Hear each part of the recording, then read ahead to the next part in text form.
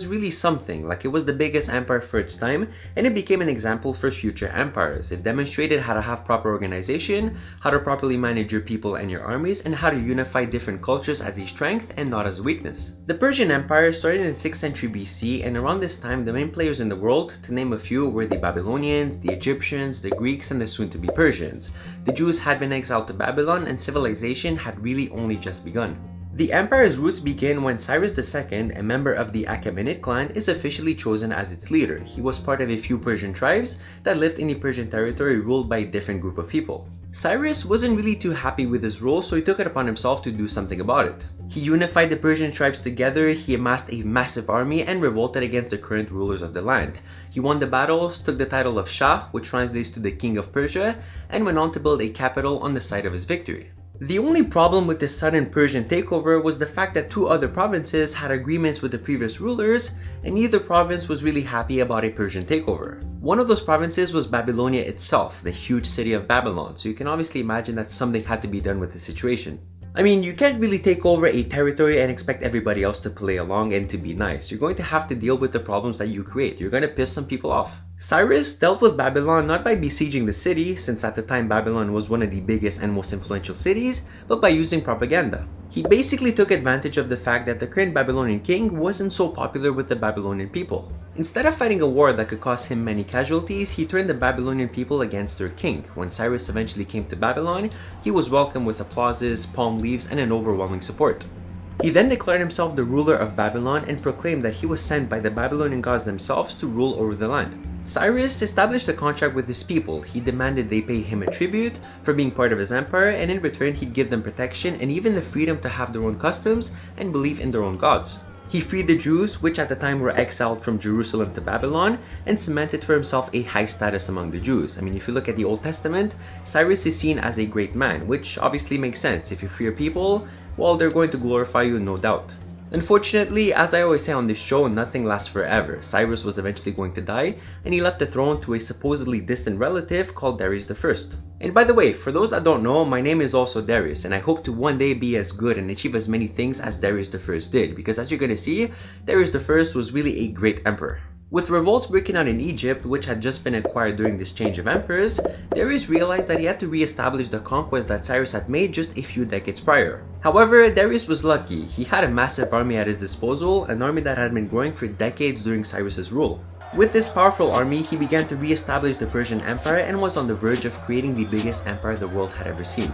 Darius saw diversity as a strength and not as a weakness. He installed an official language throughout the empire and brought an administration system to properly organize everything. He created provinces, each ruled by satraps, think of something like a governor, that had to report directly to the king. Each province had to pay a tribute to the king, sort of like a tax, if it wanted to be a part of the empire. This tax was organized and collected through a very extensive road system and the very first postal system ever. Darius literally had messengers stationed all throughout the empire, which made communication very fast and very efficient. Now, to prevent any satrap from being greedy and taking all the power or the money for themselves, he created a military position that was there to only supervise everything the satrap did and report directly back to the king. And this was very effective. It's kind of hard to steal or fraud the king if somebody is watching your every move and has a direct line of communication to the king himself. Like I wouldn't do it. Now just think about it. This was the 6th century BC. They had roads, they had infrastructure, they had administration, they were organized, and they had a postal system. Like, this was amazing for its time.